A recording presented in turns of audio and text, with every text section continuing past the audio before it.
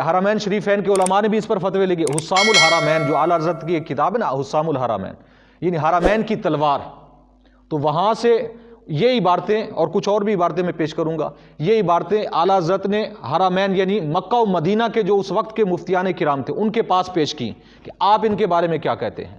اس وقت مکہ کے اور مدینہ پاک کے جتنے مفتیان کرام تھے ان سب نے ان عبارتوں پر کفر کا فتویٰ دیا. لیکن ابھی تک یہ عبارتیں چھپ رہی ہیں. اگر انہیں نکال دیتے تو پھر بھی کوئی ہمارا اختلاف نہیں تھا, تو مان لیتے کہ یار انہوں نے اپنی غلطی تسلیم کر دی, عبارتیں نکال لی.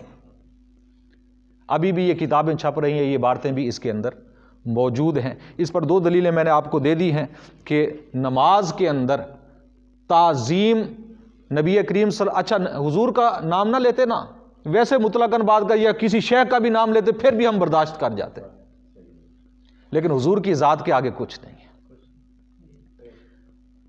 اللہ کے بعد.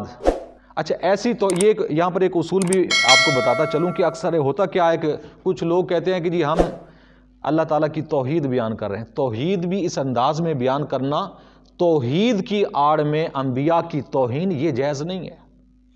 بلکہ ہمارے بزرگان دین نے یہ اصول دیا ہے کہ اگر آپ اللہ تعالیٰ کی وحدانیت بیان کر رہے ہیں, توحید بیان کر رہے ہیں, ایسے انداز میں کریں کہ اللہ کے نبیوں کی اس میں گستاخی نہ ہو. اگر آپ اللہ کے نبیوں کی شان بیان کر رہے ہیں, ایسے انداز میں بیان کریں کہ کسی اور نبی کی بھی اس میں گستاخی نہ ہو. جیسا کہ کچھ لوگ اکثر و بیشتر ایسے حضرت یعنی ہمارے نبی کریم صلی اللہ علیہ وسلم کی تعریف کرتے ہوئے حضرت یوسف علیہ السلام کی یا حضرت موسیٰ علیہ السلام کی, دیگر انبیاء کی توہین کر جاتے ہیں. کہ اعلیٰ حضرت کے بارے میں ایک واقعہ میں ہم نے استاد صاحب سے سنا تھا کہ ایک مرتبہ ان کے سامنے کسی نے شعر پڑھا. اس شعر کا خلاصہ یہ تھا کہ حضور کی ذات کے سامنے حضرت یوسف علیہ السلام کا حسن ماند پڑ گیا, تنگ ہو گیا, کم نظر آنے لگا. تو اعلیٰ حضرت علیہ الرحمہ نے اسی وقت ان کو ٹوکا محفل ہی کے اندر اور فرمایا یہ تم نے جملے الفاظ غلط کہے ہیں. تم اس طرح کہو کہ حضور کے حسن کے آگے حضرت یوسف علیہ السلام کا حسن مزید بڑھ گیا, یہ تو ان کی توہین کر رہے ہو. یعنی ایک نبی کی تعریف کرتے ہوئے دوسرے نبی کی توہین کر دینا یہ بھی غلط ہے. تعریف ایسے انداز میں کی جائے کہ دوسرے کی اس میں توہین نہ ہو, گستاخی نہ ہو. اکثر ہمارے نعت خواں حضرات ایسا کر جاتے ہیں. تو یعنی یہ ایک اصول اگر ہمیں ذہن میں ہو کہ اللہ تعالیٰ کی توحید بھی ایسے انداز میں بیان کی جائے کہ قرآن و حدیث ملحوظ رکھتے ہوئے انبیاء کی شان بھی اس میں برقرار رہے, رسالت کا بھی اس میں خیال رکھنا ہے. کیونکہ یہ دونوں موضوع, دونوں پہلو اہم ہیں. توحید بھی اہم ہے, رسالت بھی اہم ہے. جو رسالت کو نہیں مانتا یا رسالت کی توہین کرتا ہے, یہود و نصارہ کافر کیوں ہیں؟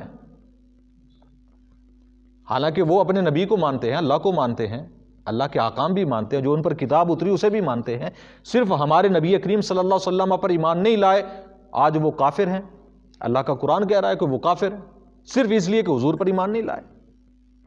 تو رسالت کے اندر بھی جب تک نقص ہوگا, جس انداز میں ہم توحید کو جس انداز میں ہم نے قبول کیا ہے اسی انداز میں ہمیں رسالت کو قبول کرنا ہوگا. جس انداز میں ہم نے لا الہ الا اللہ کو پڑھا ہے اسی انداز میں جب ہم محمد الرسول اللہ پڑھیں گے تو پھر ہمارا ایمان کمپلیٹ ہوگا.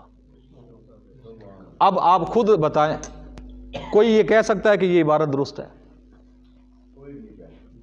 کہ نماز میں اپنے بیل گدھے کا خیال, نماز میں اپنے بیل اور گدھے کے خیال سے حضور کا خیال زیادہ برا ہے؟ اچھا ایک اور بات بھی یہاں پر بتاتا چلوں کہ نماز کے اندر ہم جب درود شریف پڑھتے ہیں اس میں حضور کا نام آتا ہے کہ نہیں آتا؟ اچھا یہ بتائیں کہ تعظیم سے آئے گا یا معاذ بدتمیزی سے آئے گا؟ حضور کا نام جب ہم کہیں گے اللہم صلی علی محمد وعلی آل محمد, یہ نماز ہی کے اندر پڑھتے ہیں نا, اے اللہ حضور پر بھی درود بھیج, حضور کی آل پر بھی درود بھیج. اب دیکھیں حضور کی ذات آ گئی, حضور کے اہل بیت اللہ کے ولی, اللہ کے پیارے ہیں نا، وہ شیخ ہیں، ہمارے بزرگ ہیں، وہ ساری ہستیاں حضور کے گھرانہ، پورا گھرانہ جو ہے ہمارے لیے سر آنکھوں پر ہیں، ہمارے سروں کے تاج ہیں۔ تو نماز کے اندر ہم حضور پر اور حضور کے گھر والوں پر سلام اور درود بھیج رہے ہیں، لیکن کچھ لوگ یہ کہیں کہ نہیں جی نماز میں اگر خیال آ گیا تعظیم سے آئے گا، تعظیم سے ہوگا تو یہ غیر اللہ کی تعظیم ہوگی۔ تو ہر تعظیم، ہر جگہ تعظیم میں بھی فرق ہوتا ہے۔ جب یہ کہیں گے ہم السلام علیک ایھا النبی ورحمۃ اللہ وبرکاتہ، یہ بھی نماز میں کہتے ہیں نا، آپ پر سلام ہو اے اللہ کے، السلام علیکا، اور صیغہ بھی کس کا ہے؟ خطاب کا، آپ پر، اے نبی آپ پر سلام ہو، اور اللہ کی رحمتیں ہوں اور اللہ کی برکتیں ہوں آپ پر۔ حضور کی ذات کے لیے دعا بھی کر رہے ہیں، سلام بھی بھیج رہے ہیں، حضور کے اوپر ہم نماز کے اندر درود بھی بھیج رہے ہیں۔ تو یہ سارے کام تعظیم سے ہوں گے، یہ بغیر تعظیم کے ہوں گے؟ جب حضور کا نام آئے گا تو تعظیم ہوگی، دل میں نہیں ہوگی۔ حضور کا نام آئے تعظیم دل میں نہ ہو، ایمان ہے؟ میرے آقا علیہ الصلوۃ والسلام نے کیا فرمایا کہ جس کے سامنے میرا نام لیا جائے اور وہ مجھ پر درود نہ پڑے، کیا فرمایا حضور نے؟ کہ وہ شخص ہلاک ہو جائے، وہ شخص بخیل ہے، وہ شخص تباہ و برباد ہو جائے۔ اس لیے واجب ہے کہ جب حضور کا نام مجلس میں کسی جگہ حضور کا نام لیا جائے تو حضور کی ذات پر درود پڑھنا واجب ہو جاتا ہے۔ کیوں؟ کہ حضور کی ذات ہی ایسی ہے کہ جب نام آئے تو ساتھ ہی تعظیم کا اظہار کرنا چاہیے، ساتھ ہی محبت کا اظہار کرنا چاہیے۔ یہ تو ہمارا دین کہتا ہے۔ تو یہ ایک عبارت ہے، اور دوسری ایک عبارت جو میرے پاس یہ بھی کتاب ابھی چھپ بھی رہی ہے اور موجود بھی ہے، ابھی بھی مارکیٹ سے مل جاتی ہے، یہ کتاب ہے حفظ الایمان۔ کتاب کا ایک رسالہ ہے چھوٹا سا، یہ قدیمی کتب خانہ کراچی کا چھپا ہوا، یہ میں نے کراچی سے ہی قدیمی کتب خانے سے خود ہی یہ رسالہ خریدا تھا، ابھی بھی یہ آرام سے مل جاتا ہے، کوئی اس کے اندر کوئی مسئلہ نہیں ہے۔ تو اس کے اندر بھی ایک عبارت ایسی ہے کہ جو بہت زیادہ تشویش والی ہے، کہ جو ایمان والوں کے لیے یہ بہت زیادہ ایک سمجھ لیں کہ رنج و الم کا باعث ہے، کہ اس کے اندر نبی کریم صلی اللہ علیہ وسلم کے علم غیب پر انہوں نے گفتگو کی، اور اس کے ساتھ ہی کہنے لگے پھر یہ کہ آپ کی ذات مقدسہ پر علم غیب کا حکم کیا جانا اگر بقول زید صحیح ہو، اگر بقول زید، یعنی یہ کہہ رہے ہیں کہ حضور کی ذات پر علم غیب کا حکم کیا جانا اگر بقول زید صحیح ہو، یعنی کہہ رہے ہیں کہ میں تو نہیں مانتا اسے، اگر زید کہہ رہا ہے تو اس کے قول سے اگر میں مان لوں کہ یہ صحیح ہے، تو دریافت طلب امر یہ ہے کہ اس غیب سے مراد بعض غیب ہے یا کل غیب ہے؟ تو کہتا ہے کہ میں تو ویسے مانتا نہیں ہوں، اگر زید کہہ رہا ہے تو زید کی وجہ سے چلو مان لیتا ہوں میں، تو زید کیا مراد لیتا ہے کہ کل علم مراد لیتا ہے یا بعض علم مراد لیتا ہے؟ آگے کہتا ہے اگر بعض علوم غیبیہ مراد ہیں، یعنی اس نے ایک تو اس میں سے یہ کہہ دیا کہ کل کو تو میں مانتا ہی نہیں ہوں، اگر بعض کو مان لوں میں بالفرض، کہتا ہے تو اس میں حضور ہی کی کیا تخصیص ہے؟ ایسا علم غیب تو زید، عمر، بلکہ ہر صبی یعنی بچہ اور مجنون، پاگل، بلکہ جمی حیوانات اور بہائم کے لیے بھی حاصل ہے۔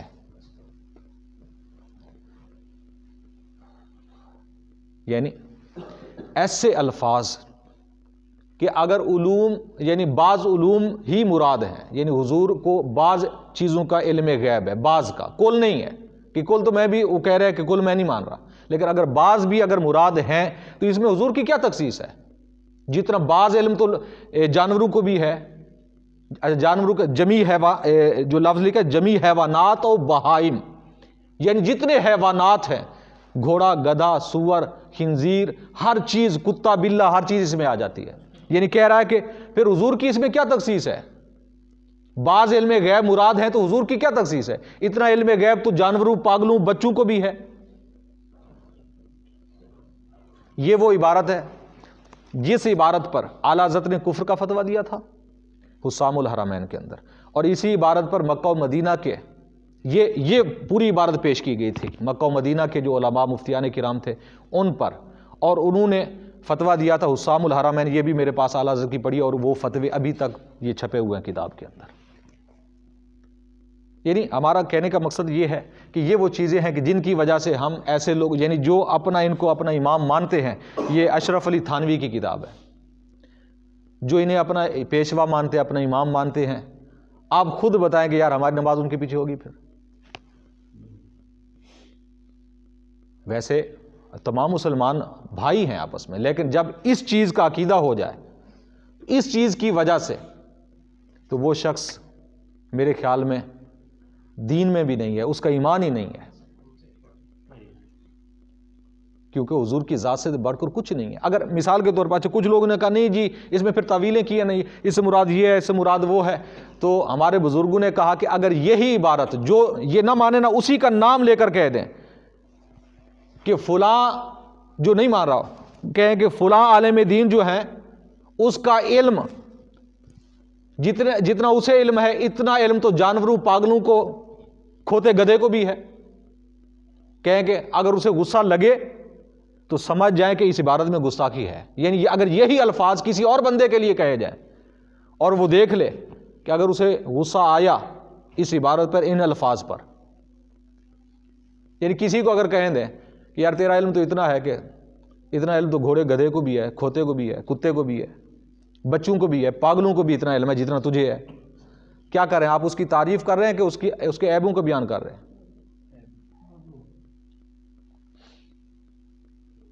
تو یہ وہ عبارتیں ہیں، یہ بالکل یہ دیکھیں کتابیں آپ کے سامنے ہیں. تو یہ چیز کتاب کے مقابل کتاب آ گیا ہے، یہ غلط فہمی کسی نے ادھر بیان کیا، دوبارہ علماء گئے ہیں اور انہوں نے وہ کتاب ادھر بتایا، اور کتاب وہ میں آپ کو بتا دوں گا اور آپ پڑھ کے سنائیں گے. نہیں وہ میں نے ابھی بتایا نا کہ تعویلیں اس میں کی ہیں، لیکن ظاہری جو الفاظ ہیں ذرا ان کو تو دیکھیں. جو مفتیان کرام نے مقابل کتاب آ گئی ہے وہ بھی آپ کو جو مفتیان کرام نے جو مکہ و مدینہ کے جو فتویٰ دیا تھا نا انہی الفاظوں پر ہی دیا تھا نا جی. تو نہیں اچھا یہ نہیں اصل میں یہ دیکھیں نا، یہ کتاب یہ ہمارے مکتبے کی چھپی ہوئی ہو اگر بالفرض ٹھیک ہے، ہاں اگر یہ کتاب غلط ہے نا بالفرض، اگر یہی کہہ رہے ہیں کہ یہ کسی نے غلط لکھ دیا ہے تو کتاب میں سے نکال دیں.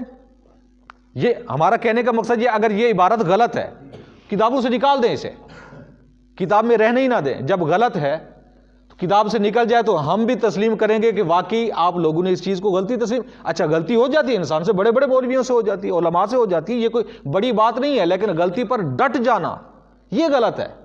جب علماء کہیں بتائیں ڈٹ جانا.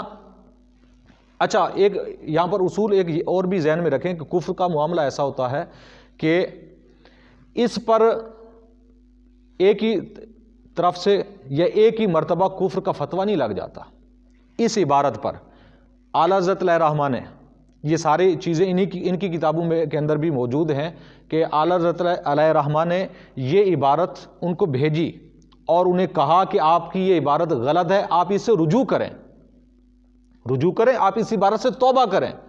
دیگر مفتیان کرام کے فتوے بھی ارسال کیے بھیجے، جب انہوں نے نہیں مانا اور اس کی عبارت سے رجوع نہیں کیا تو پھر فتویٰ کفر کا دیا.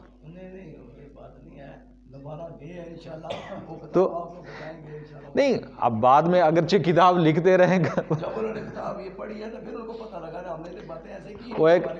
وہ ایک منٹ میری بات سنیں جی. چلو آپ جب دکھائیں گے تو بات ہوگی انشاءاللہ، وہ مسئلہ نہیں ہے. تو اصل میں یہ ہے کہ کل ہی ایک فیس بک پر ایک بات پوسٹ چڑھی ہوئی تھی کہ ٹہنی ٹوٹی ہوئی ہے نا ایک درخت سے نیچے لٹک رہی ہے اور ساتھ ہی لکھا ہوا ہے کہ لاکھ ہمیں معذرت بھی کر لیں بعد میں تو ٹہنی جڑتی تو نہیں، ٹہنی تو ٹوٹ گئی.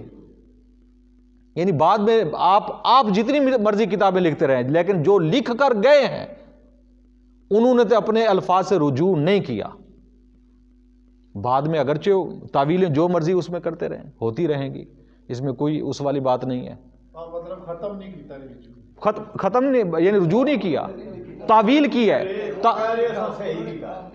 تعویل کا مقصد پتہ کیا ہوتا ہے؟ تعویل اسے کہتے ہیں کہ جی میری عبارت یہ صحیح ہے, میرا مراد یہ تھی, میری نیت یہ تھی, میرا ارادہ یہ تھا, یعنی اس طرح کی باتیں ہوتی ہیں وہ. اب جیسے کہ پہلی عبارت بتائی, اچھا یہ بھی ہمارا یہ چیلنج ہے, اگر یہی بات یہ جو الفاظ انہوں نے کہے ہیں جس طرح کے, یہ کسی حدیث کی کتاب سے دکھا دو, کسی حدیث میں, کسی فقہ کی کتاب میں, قرآن کی کتاب میں, کسی تفسیر کی کتاب میں, ہم انشاءاللہ مان لیں گے. لیکن اپنی ہی طرف سے تعویلات, تو حضور کی ذات کا معاملہ ہے, یہ ایمان کا معاملہ ہے, تو اس کو ہم ماننے کے لیے پھر تیار نہیں ہے. جیسا کہ پہلے بھی بتایا ہے, پہلی عبارت, اس پر بھی کوئی دلیل, یعنی جو دلیل انہوں نے دی ہے, اب دلیل اپنی مرضی سے اپنی من گھڑت بندہ دے تو وہ دلیل تو نہیں ہوتی, دلیل تو قرآن و حدیث ہے. دلیل صرف قرآن اور حدیث ہے. جی جی جی یہ احمد شہید اسماعیل شہید, جی جی جو 50 سال پہلے نے, ٹھیک ہے ٹھیک ہے, جو بالاکوٹ میں رہنے والے تھے, جنہیں انگریز نے خلاف جہاد کیا تھا, جی جی, وہ پیر صاحب سے نبی علیہ السلام کے آل میں سے تھے. ٹھیک ہے, وہ ان کی عبارت یہ لکھی ہوئی ہے. نہیں ان کی ہے تو اچھا ٹھیک ہے عبارت, اور یہ نہیں لکھی ہے وہ تو کون, مجھے نہیں پتا, نہیں وہ ہمارے ان کے ساتھ کوئی تعلق نہیں, اگر چلو ٹھیک ہے جی, یہ کہہ رہے ہیں تعلق نہیں ہے. ابھی جو آپ نے, جو ہمارے آپ کے اپنے مولوی صاحب ہیں جن کا آپ نے نمبر دیا تھا, جس پر آپ نے کہا یہ بار واٹس ایپ کریں, واٹس ایپ کی تھی نا, ابھی ان کے میسج آپ دیکھیں, میں نے انہیں بار بار یہی کہا جی آپ اس عبارت کی, اگر آپ کے پاس وہ اگر یہ کہہ دیتے کہ یہ ہمارا مولوی ہے ہی نہیں تو بات ختم ہو جاتی نا. لیکن ان کے تقریباً کم از کم اس ٹائم تک ان کی کوئی 20 سے 25 میرے پاس وائس ریکارڈ گئے آ چکی ہیں, اور اس کے اندر وہ بھی تعویل کر رہے ہیں, نہیں اس سے مراد یہ ہے, اس سے مراد وہ ہے, تمہاری مولوی کی کتاب فلاں ہے اس کے اندر یہ لکھا ہو وہ لکھا ہو. تو انہوں نے تو ابھی تک یہ کر, یعنی وہ اپنا, بلکہ واضح وہ خود کہہ رہے ہیں کہ یہ ہمارے اکابر ہیں. آپ نے سنی ہے وہ, میں نے ان کو بھی سینڈ کی تھی علامہ صاحب کو, ٹھیک, وہ خود کہہ رہے ہیں کہ ہمارے وہ اکابر ہیں, اکابر یعنی ہمارے بڑے ہیں. وہ آنے ساڑھے بالکل نہیں. اچھا اس کے نہیں دیکھیں نا اے رشید بھائی,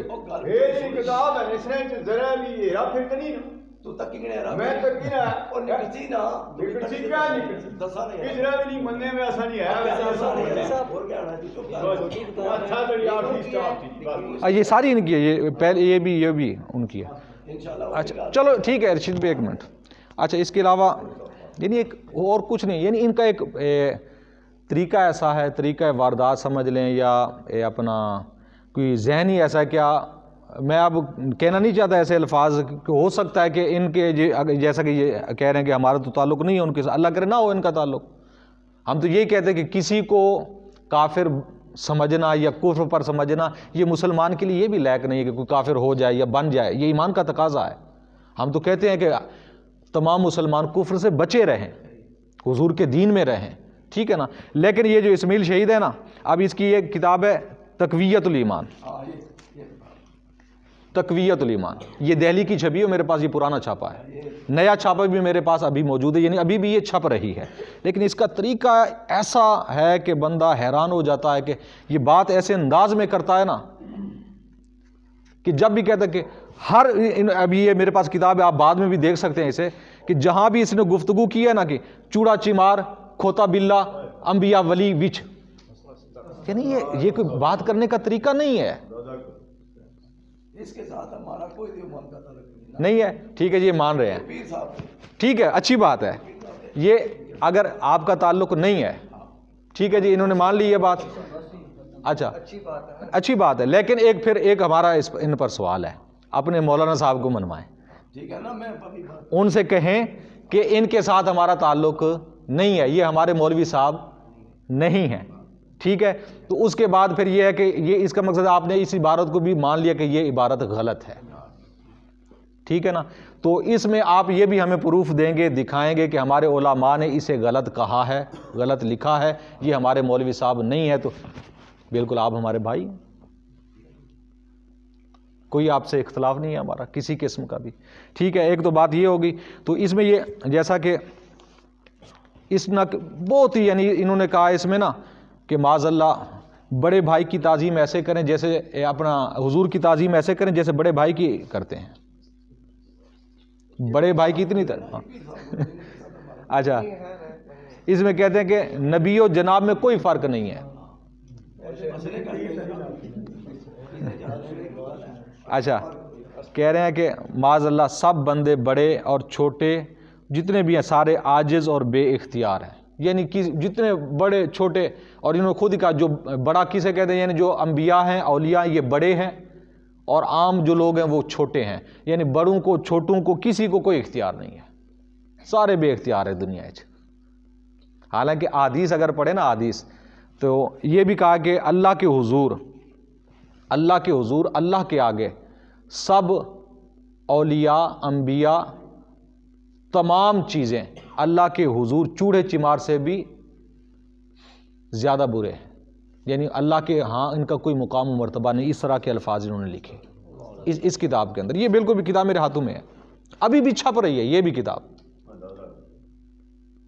اللہ کے حضور. تو یہاں پر ہمارے علماء نے پھر دلائل دیے ہیں نا کہ احادیث مبارکہ میں تو یہ ہے کہ قرآن پڑھ کے دیکھیں کس طرح کی آیت ہے جی, وَيُجَادِلُنَا قَوْمُ لُوط. اس طرح کے الفاظ ہے قرآن مجید کی ایک آیت ہے کہ اس کا مفہوم یہ ہے کہ ہم سے اللہ تعالیٰ فرماتا ہے ہم سے جھگڑا کرنے لگ گئے قوم لوط کے بارے میں.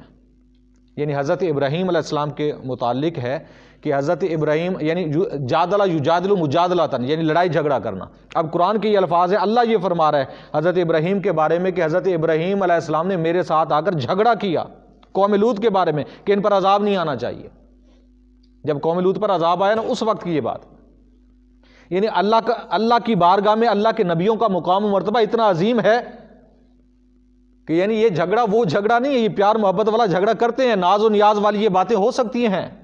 جیسا کہ والدین کے اپنا بیٹے اور والد کے درمیان, بیٹا کئی مرتبہ والد کی گود میں بیٹھ کر بلا تشبیہ و تمثیل ایک بات کہہ رہا ہوں سمجھانے کے لیے کہ والد کے منہ پر مارتا بھی ہے, ویسے بھی مارتا ہے جی پیسے دو, یہ چیز لے کے دو, وہ چیز. اچھا یہ کیا کہیں گے, یہ پیار و محبت والا جھگڑا ہے, ہوتا ہے.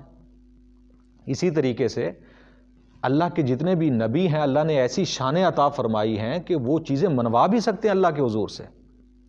قرآن اس چیز پر گواہ ہے. میرے آقا علیہ الصلوۃ والسلام نماز پڑھ رہے تھے, نماز ہی کے اندر حضور کے دل میں خیال آیا کہ کاش کہ ہمارا قبلہ جو ہے وہ مکہ بیت اللہ شریف ہونا چاہیے. اللہ تعالیٰ نے اسی وقت حکم دیا, نماز ہی کے اندر, نماز سے تاخیر نہیں ہوئی, نماز ہی کے اندر حکم آیا کہ آپ اپنا قبلہ تبدیل کر لیں. آدھی نماز بیت المقدس کی طرف منہ کر کے حضور نے پڑھی اور آدھی نماز جو بیت اللہ شریف کی طرف خانہ کعبہ شریف کی طرف منہ کر کے نماز پڑھی. یعنی اللہ تو اپنے نبیوں کی اتنی مانتا ہے, یعنی اتنی بھی تاخیر اللہ تعالیٰ نے نہیں فرمائی. اچھا قرآن مجید کی آیت یہ اگر مجھے نکال کے میں تھوڑی اس پر گفتگو کروں گا. یہ قبلۃ ترضونہا کے الفاظ ہیں نا اس میں, چلو ٹھیک ہے یہ رہنے دے بعد میں انشاءاللہ کر لیں گے. تو یعنی لفظ ہے قبلۃ ترضونہا, یعنی اللہ تعالیٰ فرماتا ہے اس سے پچھلی آیت کے اندر کہ اے پیارے حبیب ہم آپ کے چہرے کو دیکھ رہے تھے, آپ کا بار بار اوپر دیکھنا ہم دیکھ رہے تھے. یعنی نبی کریم صلی اللہ علیہ وسلم کی یہ خواہش تھی نماز ہی کے اندر, اور اوپر دیکھ رہے تھے بار بار کہ اللہ تعالیٰ ہمارا قبلہ جو ہے بیت اللہ کو بنا دے. تو اللہ تعالیٰ فرماتا ہے پیارے حبیب ہم آپ کو دیکھ رہے تھے, آپ کی دل کی بات کو بھی جانتے تھے, اس لیے اللہ تعالیٰ نے حکم دے دیا اے پیارے حبیب آپ ابھی پھر جائیں, آپ ابھی مسجد حرام کی طرف پھر جائیں, آپ کا قبلہ وہی بن گیا قبلۃ ترضونہا, جس قبلے پر آپ راضی ہیں وہی قبلہ آپ کا ہے. تو یہ قرآن مجید فرقان حمید کی آیات, یعنی اس طرح کی اور بھی کافی دلائل موجود ہیں. تو اللہ تعالیٰ کے پیاروں کا اللہ کی بارگاہ میں بہت عظیم مقام ہے. اچھا یہ تو چلو نبی ہو گئے نا اللہ کے, ایک عام ادنا سے مومن کا مقام پتہ ہے اللہ کی بارگاہ میں کتنا ہے؟ حدیث مبارکہ ہے میرے آقا علیہ الصلوۃ والسلام نے فرمایا کہ قیامت کے میدان میں جو کچا بچہ ہے, کچا بچہ یا پیدا ہونے کے بعد نابالغی کی حالت میں فوت ہو جانے والا اللہ تعالیٰ کی بارگاہ میں جھگڑے گا. کیا کرے گا؟ حدیث کے الفاظ ہیں جھگڑا کرنے کے. اللہ تعالیٰ سے جھگڑے گا. جب جھگڑے گا نا اللہ تعالیٰ مسکرائے گا. اللہ تعالیٰ فرمائے گا ایھا السکت المراغم ربہ، اے گرے ہوئے بچے، اے کچے بچے، یعنی حدیث کے یہ الفاظ ہیں ایھا السکت المراغم ربہ، اے گرے ہوئے بچے اپنے رب سے جھگڑنے والے. مراغمہ ربا، اپنے رب سے جھگڑنے والے، جا تجھے بھی معاف کیا، بخش دیا، اپنے والدین کو بھی جنت میں لے جا. یعنی ایک بچے کی، اچھا ہمارے ہاں تو اس بچے کا عام دیکھا جو گر جائے نہ اس کی نماز جنازہ، نہ اس کا کفن دفن، کچھ بھی نہیں ہے. دفن چلو ہے، کفن وغیرہ اس میں کچھ نہیں ہے. ہمارے ہاں تو اس کی کوئی ویلیو، کوئی قدر ہی نہیں ہے، کوئی اہمیت ہی نہیں ہے. حالانکہ اللہ کی بارگاہ میں اتنا اس کا عظیم مقام و مرتبہ ہے کہ وہ کچا بچہ اپنے والدین کی بخشش کا ذریعہ بنتا ہے. اور ایسے نہیں بلکہ اور حدیثیں اگر ساتھ میں جوڑیں تو اس کا مفہوم ایسے بنتا ہے کہ اللہ تعالیٰ ان کے یعنی کچے بچے کے والدین کی کا حکم ہوگا کہ جہنم میں جائیں. وہ جھگڑے گا، اللہ تعالیٰ سے جھگڑے گا اپنے والدین کے بارے میں. تو جب جھگڑے گا اللہ تعالیٰ مسکرائے گا اور فرمائے گا جا جنت میں لے جا. اچھا اللہ تعالیٰ کسی کا محتاج ہے؟ یار اپنے بندو سے اسے پیار ہے، اپنے بندو سے محبت ہے. اسے جس کو اس نے مقام و مرتبہ دیا ہے اس کا تو ہمیں ماننا چاہیے. ہاں جو کافر ہیں، جو مشرک ہیں، جو رب سے دور ہیں، وہ عذاب کے مستحق ہیں، ان کا کوئی مقام اللہ کی بارگاہ میں نہیں ہے. لیکن ایمان والے جو ہیں ان کا مقام و مرتبہ اللہ کی بارگاہ میں. اور یہاں پر ایک اور بات بتاتا چلوں کہ کچا بچہ کوئی بھی اگر جیسے کہ مدت پوری ہونے سے پہلے فوت ہو جاتا ہے، گر جاتا ہے، اس کا نام رکھنا چاہیے. یہ شرعی مسئلہ ہے. اس کا نام رکھ کے اسے دفن کر، اس کا نام لازمی رکھنا ہے، کیونکہ قیامت کے میدان میں اسے اس کے نام سے پکارا جائے گا. اگر نام نہیں ہوگا تو اس میں کافی مسئلہ بنے گا.